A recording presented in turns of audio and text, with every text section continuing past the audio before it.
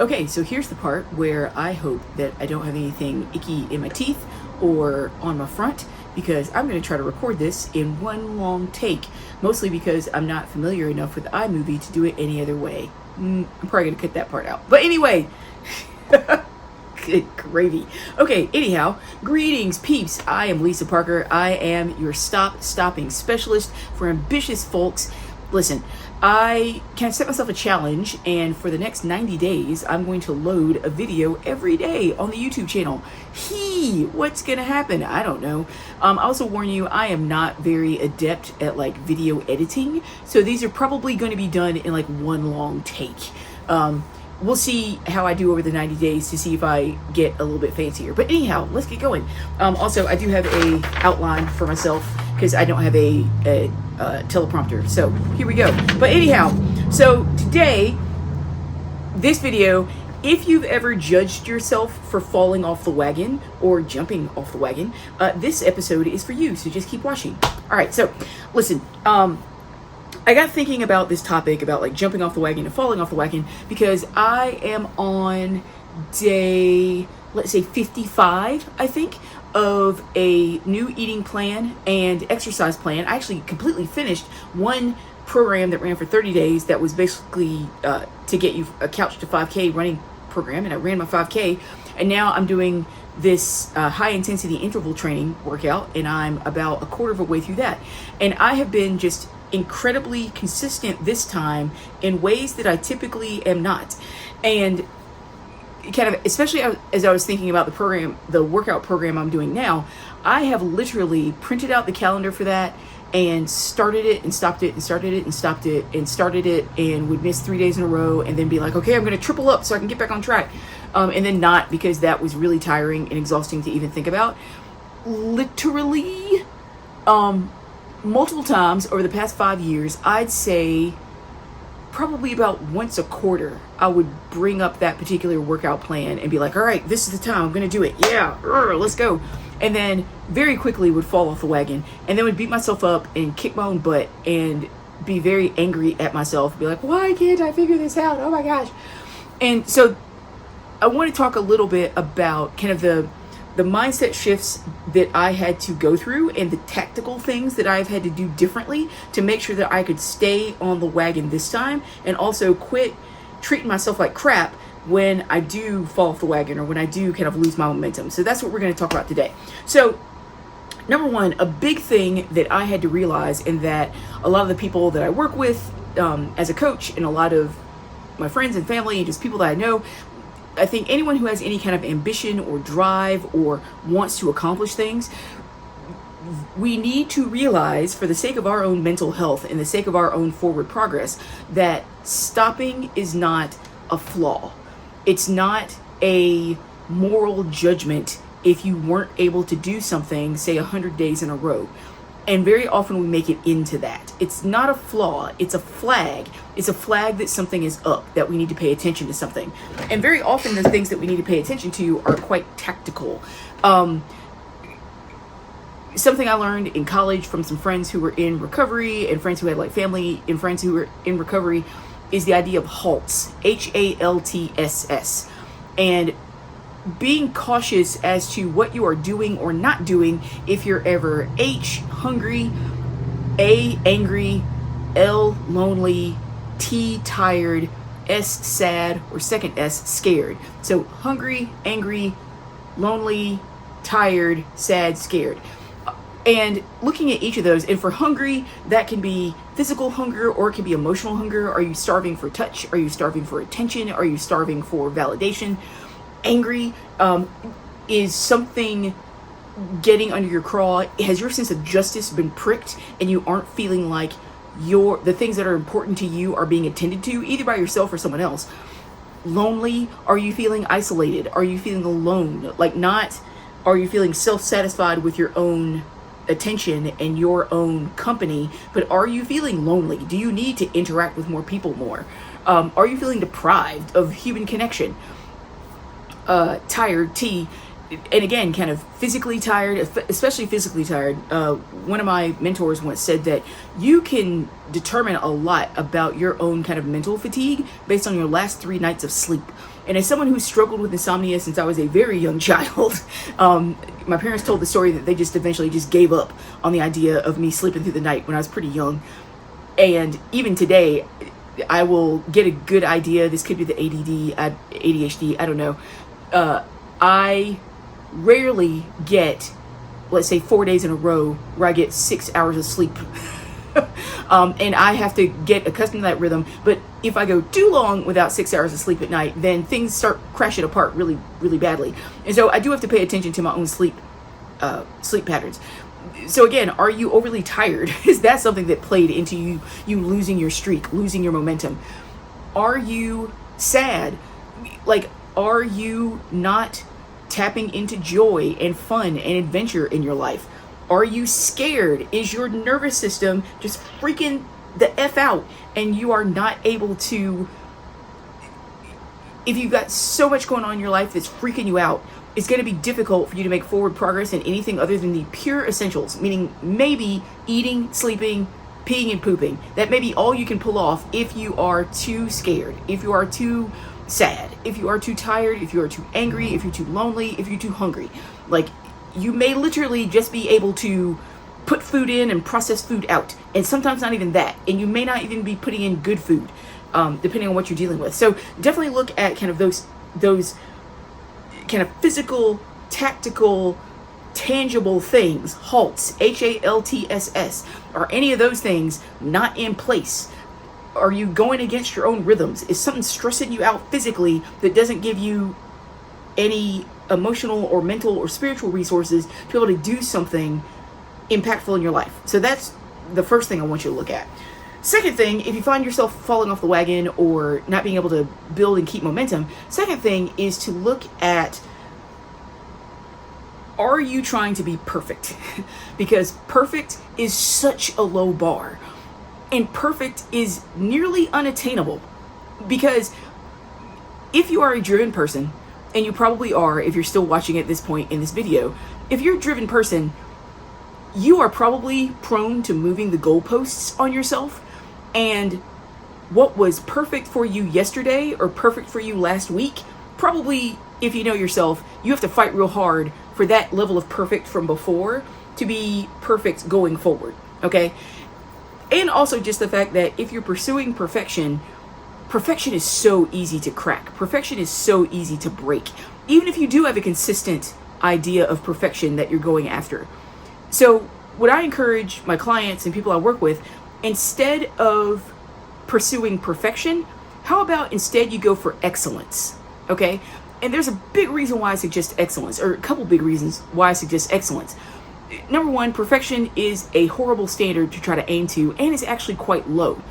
Because the only way that you can maintain perfection is to not challenge yourself. You have to be going for the same low standard all the time to have a chance of hitting it perfectly. You get what I'm saying? Like, you cannot be trying to stretch yourself to the edge of your identity. You can't be trying to try something new if you're going to be perfect every time. But if you're going for excellence, then you're open to receiving feedback as to, okay, I tried something new and this part of it worked, this other part didn't work. Maybe it was a complete and utter failure. Maybe it went better than you thought. But if you're pursuing excellence, then you're pursuing improvement. You're pursuing getting better. You're not pursuing some static, unchanging metric of perfection. If you're pursuing excellence, then you are looking for feedback. You're looking to improve, and there's space in excellence for trying something new that you haven't tried before. And if you're not growing, you're dying.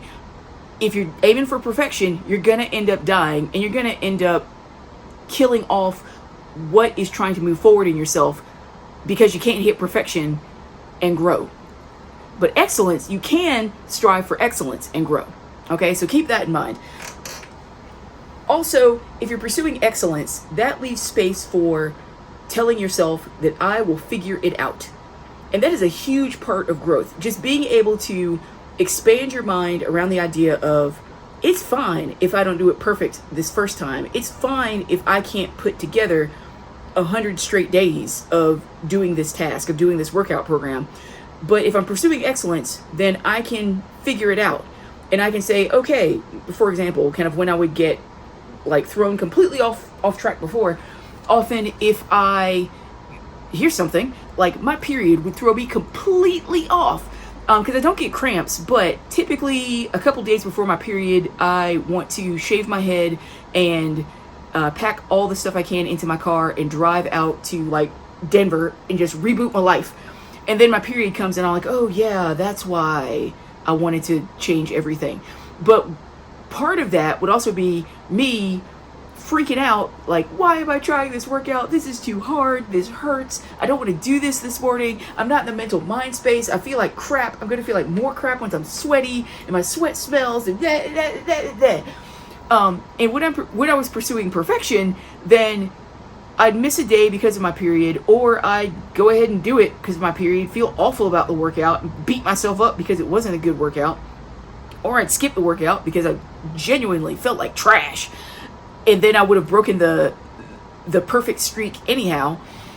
But again, instead, if I'm pursuing excellence, again, part of that is I'll figure it out. And so that allowed me space in my head to say, okay, I could not get myself to work out yesterday because it was a day I was trying to keep myself from shaving my head.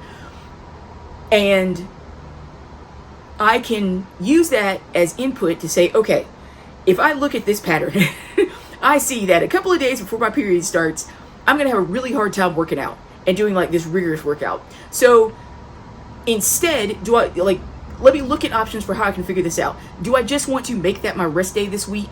Do I want to do a different workout, maybe a dance workout that's lower impact, that just feels more fun, but I'm still moving my body?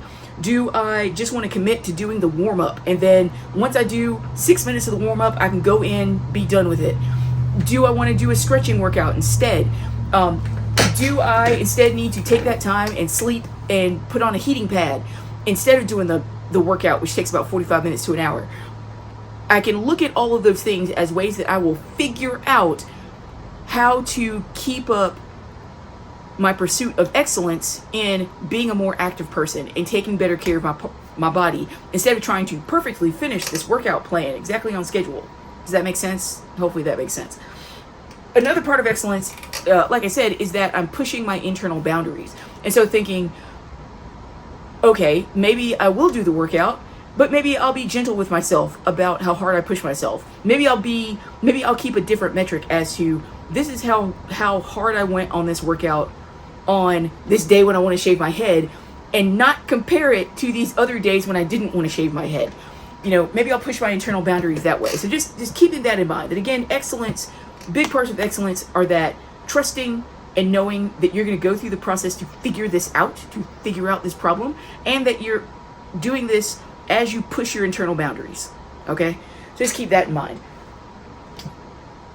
Another big thing that I've seen in myself and also in my coaching clients is that we often have to look at what drove us to make that commitment in the first place. Specifically, are we making this commitment out of a sense of scarcity? Are we making this commitment because we have a fear that we're not enough? Are we making this commitment because we fear that we don't have what it takes? Are we making this commitment out of something other than love and abundance? So, again, for example, looking at my issues with trying to work out in the past, a big thing for me, I'm like 5'9", I'm a plus size, dark skinned, big handed black woman, and cannot lie, a lot of my efforts to work out, especially in my 20s and 30s, I'll be 46 later this month, especially in my 20s and 30s, a lot of it was that I was working out of the scarcity of, I have to be a smaller pant size, not for any sense of internal validation or just to see if I can do it or just because I know it would be healthier, but because guys would be more likely to date me if I were a smaller pant size, and that was coming out of a sense of scarcity, that like, I am not enough as I am for me to accrue romantic interest, and so had to chew on that for quite a while. Had to work on that. And to be clear, with my own efforts to work out, I often tell people this. I had hip surgery when I was in 5th grade. Just had a growth spurt. My hip grew out of the socket. They put in 3 screws end of 5th grade year, took them out summer before 8th grade year. And so just at my current weight, current body stuff, like I've rehabbed my hip. I have run a couple half marathons on it back in my 20s, trying to work up to a half marathon now. But just I got to the point where I was like, whoo, if I don't take better care of my body, I am probably going to run out of available miles in my left leg. You know, like I am going to end up needing to use a wheelchair earlier than I would have if I took better care of my body. So that was my big thing. So yes, I do want to lose weight, but it's basically so that I can stay mobile for longer. And that is coming out of a sense of abundance and love for myself and wanting to maximize the amount of time that I can move as freely as possible. Not me trying to constrict myself, trying to constrain myself, trying to put myself into a smaller body so that people that, you know, some mythical guy that might be attracted to me if I'm, you know, a size 8 as opposed to a size 18. I think that's why I am right now. But anyhow, basically, again, are you making these commitments? Are you making these challenges to yourself? Are you trying to get yourself on a wagon of any sort out of a sense of scarcity or out of a sense of love and abundance? Because if you're doing it out of a sense of scarcity, that leads to fear, that leads to self-rejection, it leads to fear of loss, often a fear of loss of love or of esteem or of validation from other people. But if you can instead turn it so that you are actually, truly, at your core, doing it out of a sense of love, out of a sense of purpose, out of a sense of hope and joy and abundance for reasons that make sense to you, whether anyone else cares, then that's going to make it a lot easier for you to stay on the wagon in the first place. Because it is incredibly difficult to keep anything up for the long term and feel good about it when you're doing it out of a sense of scarcity. You may be able to do it for a really long time, but you're probably not going to feel good about it, you know? And so doing things out of a sense of love, especially a love for yourself and your own mission and your own goals, that is a big thing that's going to help you keep on track of your mission and your vision and your goals and staying on the wagon, as it were. Another thing that gets people off the wagon, so to speak, they find themselves stopping a bunch, is, are you legitimately in over your head? Do you have so many plates spinning that something just had to fall by the wayside? And if it is, give yourself permission to focus the shift of your values on something else for the moment, and trust that you will be able to get back to this thing when you get your footing underneath you. And granted, I know, you know, we all know people who live in a perpetual sense of panic. And if you find yourself perpetually drowning, perpetually feeling like everything is out of your control, feeling like you have no sense of agency, that there is nothing in your life that you can control, that is absolutely something to investigate. Maybe something that you want to talk to a therapist or to a coach about or read some books about. But if you generally feel like you are the captain of your ship, you're the person driving your car, but something has popped up in front of your car and you need to swerve, but you generally can trust that you can get back on the path when you need to, give yourself some grace for if you are just in a season of wackadoo right now. Give yourself some grace if things are just bonkers. I will also urge that, especially when it comes to your physical health, I had to reckon with this for a really long time, that I need to make sure that there is a baseline of things that I'm doing for my physical health so that things don't spiral out of control. Because if I am not giving myself enough nutrition, if I'm not drinking enough water, if I am not at least trying, this is a huge growing edge for me, making sure I get enough sleep. I often push that one really far, but I know when I've pushed it too far and just my eyes are constantly gritty and I feel like the world hates me, it's like, child, take a nap. But make sure that you are doing what you can to set a baseline for yourself for your physical health. Because if you are stressing out your physical body before you even wake up because you haven't had a vegetable, you haven't had a piece of produce, you're sleeping like 2 hours a night, when you do have leeway in that, I know if you're in a caretaker situation, if you have, folks you're taking care of any age, you might be in a season where it's kind of you catch sleep where you can. But in those few moments of clarity, if you can call someone in to like watch everything so that you can have a longer nap, do that if you can. Please don't isolate yourself if you are in one of those seasons where it's just difficult for you to do those things, or if resources are stretched thin or your bandwidth is stretched thin. But do what you can, even if it is that you're going to get yourself a water bottle that you like and take 5 sips of water from it every hour. Just do what you can to keep your physical health from like flying off into the stratosphere, to make sure that you keep your physical health going forward in a positive fashion. Because if it's just an utter wreck, if you're an utter wreck physically, you're not going to give yourself many resources to be able to try to do anything else. Yeah, so one of my lessons from my 20s. God. And also, kind of in the midst of all of this, when you find yourself falling off the wagon, a big thing is that I do want you to remember to have grace for yourself, to forgive yourself, all right? Like, forgive yourself for falling off the wagon, for getting in your own way, for stopping when you wanted to stop stopping. Forgive yourself. Look at this as an opportunity for research and development, for a chance to reconfigure, to look at, okay, what went into me getting off the wagon? Like, what went into me getting away from my goals? So R&D it, and then choose your next right move, okay? Don't figure out what the end goal needs to be. Don't figure out what the perfect 20-step plan is. Just make your next right move. Just make a move in the right direction, because you will have to course correct all the way through this. And again, that goes back to having grace for yourself, and it goes back to excellence. Excellence, unlike perfection, excellence allows for you to reconfigure, to recalibrate, to shift that Google Maps in your head and say, oh, traffic patterns are weird up here. Let me take this different path that's still going to get me to the right place in a timely fashion. That's excellence, okay? So just choose your next right move. All right, so we talked about quite a bit, and hopefully it gave you some things to chew on, to think about as you yourself are working to stopping and to get yourself back on the wagon of whatever it is that you're trying to move forward with at this point in your life, or in your day, or in your month, or your week, or your quarter, whatever.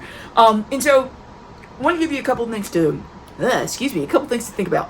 Number one, as a journaling prompt, what is the last wagon that you jumped off of? What is the last wagon that you fell off of? And what was happening before you fell off of it? And you may want to think of it again in terms of halts. Were you hungry? Were you angry? Were you lonely? Were you tired? Were you sad? Were you scared? Was there something in there, or something that happened where you're not getting enough sleep 3 days before, and then you just lost your willpower? Were you pursuing perfection, and when you didn't get it, then you just kind of like threw your hands up and abandoned the whole experiment? But again, journaling prompt, and feel free to... Okay, so you're going to get a cut because my alarm went off on my phone. All right. But anyway, okay, so journaling prompt. What was the last wagon that you fell off of? Okay? And what was happening right before you fell off or jumped off or leapt off that wagon? And especially you may want to think about halts. Were you hungry? Were you angry? Were you lonely? Were you tired? Were you sad? Were you scared? Were you getting enough sleep? Were you getting enough nutrition? Were you drinking enough water? Were you feeling supported? Like, what happened before you fell off the wagon? Before you jumped off? Before you got off your streak? What was happening before? Okay, so that's your journaling prompt. And then I like to do a lot of body work with folks, like breath work or tapping or all sorts of things. And my personal favorite tapping point is on your right collarbone point. For anyone who isn't aware, tapping, or emotional freedom techniques, or EFT, is basically using different acupressure points across kind of your upper body. And I like it because it's free. It's always available. Basically, it helps kind of move the energy. I'm a pretty physical person. Talk my hands a lot. And so I found tapping to be helpful. A lot of my clients have found tapping to be helpful as a way to help them basically kind of reset their nervous system, help with emotional regulation, help kind of lower the tension, lower the fear, lower the stress down to a level where then you can step over it. And I often would tap and say things to myself, like on my collarbone point, especially if you're driving somewhere. You can do it with one hand, and you can use both hands or other hands. And in other videos, I'll go over like a full tapping routine, but just as kind of a simple one. As you're tapping on your collarbone point, it's kind of right below your collarbones. And again, you can do it with one hand, do it with both hands. Just tap on this point and say, I forgive myself for stopping my streak and falling off the wagon. I forgive myself for stopping my streak and falling off the wagon. And I still love myself completely. And I still love myself completely. All right, so just consider the journaling prompt. And again, you can write it in the comments below, or you can send me a private message or send me an email with kind of anything you reflected about the journaling prompt. Feel free to use that very short tapping protocol. Again, I forgive myself for stopping my streak and falling off the wagon, and I still love myself completely. All right. So, just a couple of things as I wrap up this video, and wish me luck with the cut and editing this together. This should be fun. If you have any takeaways, if you want to share anything about journaling prompts, again, you can put it in the comments wherever they appear, somewhere in the vicinity of this video, wherever you're watching it, whatever platform you're on, or send me a DM or send me an email. Also, in the description of the video, like I said, I am a coach and I work with ambitious folks who want to stop stopping. If you think you might be interested in kind of seeing if might be able to help you, I have a link to my discovery call in the description. You can sign up for a free 50-minute discovery call to see if I can see if we might be a good fit. Oh, something to remember, just kind of the general theme. Remember this: you don't have to be perfect, you just have to keep moving. You don't have to be perfect, you just have to keep moving. See, just like that. You don't have to be perfect, you just have to keep moving. All right? And remember, you are already awesome. Now's the time to live it out. Have a great day, y'all. Bye for now.